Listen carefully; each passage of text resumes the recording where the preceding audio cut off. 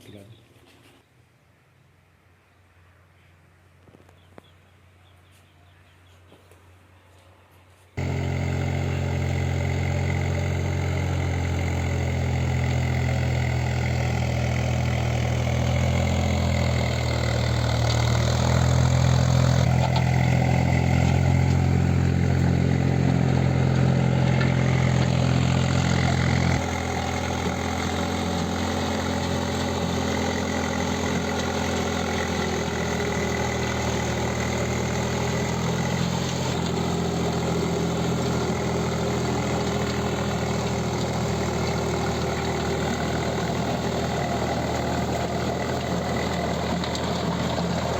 कपिल ने अभी परीक्षा पास करी, आपको मालूम है कौन सी परीक्षा पास करी है इनने?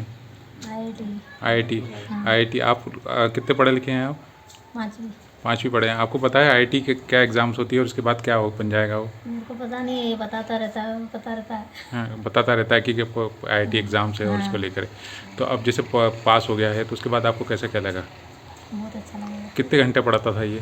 12-13 घंटे। 12-13 घंटे पढ़ता था। जैसे 12-13 घंटे ये घर पे बैठ के पढ़ाई करता रहता था, दूसरे काम में हाथ नहीं रखता था, तो फिर आप किस तरह से क्या इसका सहयोग करती थी कि पढ़ने के लिए? कि खाने पीना भी भूल जाता था किस तरह? नहीं, खाना पीना नहीं भूलता, मैं सहयोग करती इसका। सहयोग करती थी मतलब उसको कहीं पे जा पढ़ाई करता था वहीं पे खाना पिला खिलाते थे? हाँ, खाना पीना सब वहीं पे देते थे। वहीं खाना खिलाते थे।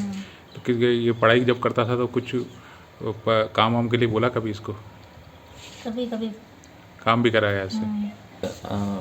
क्योंकि आईआईटी में पढ़ने की इच्छा थी, आईआईटी एग्ज़ाम पास करने की, और उसने ये पढ़ाई करनी जारी रखी और हमने भी उसका सपोर्ट किया और आज वो सफल रहा।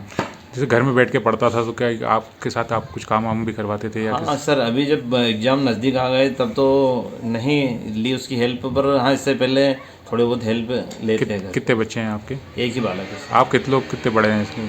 जी सर। आप कितने पढ़े हैं? सर मैं छठी पास हूँ। छठी पास है। आप छठी पास हैं और अपने बच्चे को आज इंजीनियरिंग के इतने बड़े इंस्टीट्यूट में पहुंचा दिया है आपने, आपको कैसा क्या लग रहा है? बस सर बहुत खुशी की बात है कि मैंने पढ़ाई नहीं की और आज बालक को उस मुकाम पे पहुंचाया, बहुत अच्छा लग रहा है।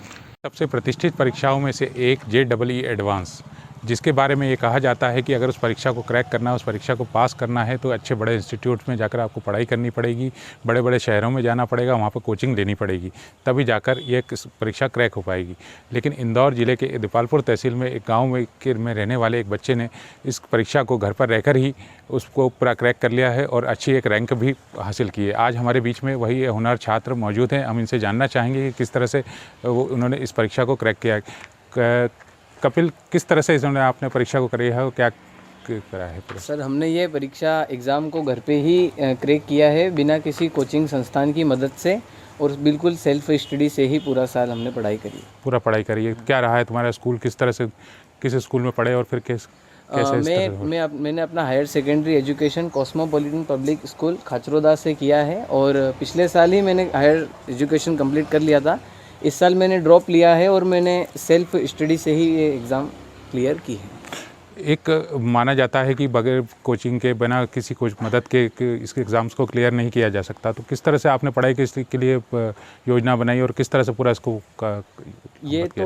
ये सोच बिल्कुल गलत है कि बिना कोचिंग के जेई क्रैक नहीं की जा सकती है। जेई या फिर कोई सी भी कॉम्पिटिटिव एग्ज़ाम क्रैक करने के लिए कोचिंग की नहीं बल्कि हार्डवर्क की ज़रूरत होती है।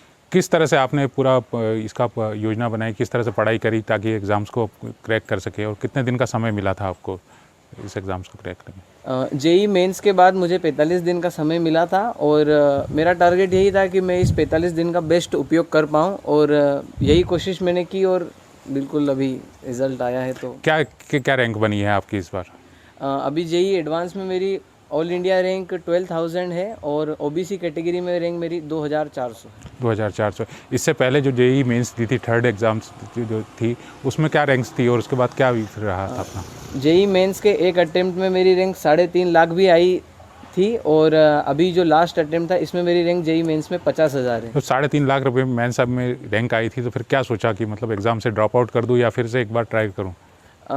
जैसा मैंने जेई मेंस में 3.5 लाख रैंक आई तो मोरल तो डाउन हुआ, लेकिन यही थी कि अगर डेडिकेट होकर पढ़ते रहेंगे तो आगे कुछ ना कुछ अच्छा हो ही जाएगा, और बस इसी सोच के साथ पढ़ाई करते रहे। क्या मतलब योजना थी, किस तरह से पढ़ाई करें, जो बच्चे घर पर रहकर पढ़ाई कर रहे हैं वो इनको इस तरह की कॉम्पिटिटिव एग्ज़ाम्स को क्लियर करना है, क्या करें, किस तरह से पढ़ाई करें जिससे अपने को एक्चुअली यही है कि सक्सेस का कोई शॉर्टकट नहीं होता है, आपको हार्ड वर्क करना पड़ेगा, कंटिन्यूअस आपको लगातार मेहनत करनी पड़ेगी और यही एक रास्ता है। यही एक रास्ता है।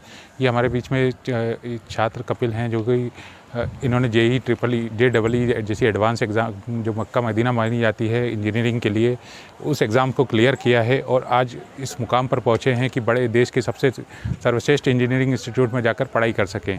यह कपिल जैसे छात्र उन छात्रों के लिए एक मिसाल हैं जो कि घर बैठकर अपनी पढ़ाई कर सकते हैं। पत्रिका TV के लिए इंदौर से मनीष यादव की रिपोर्ट।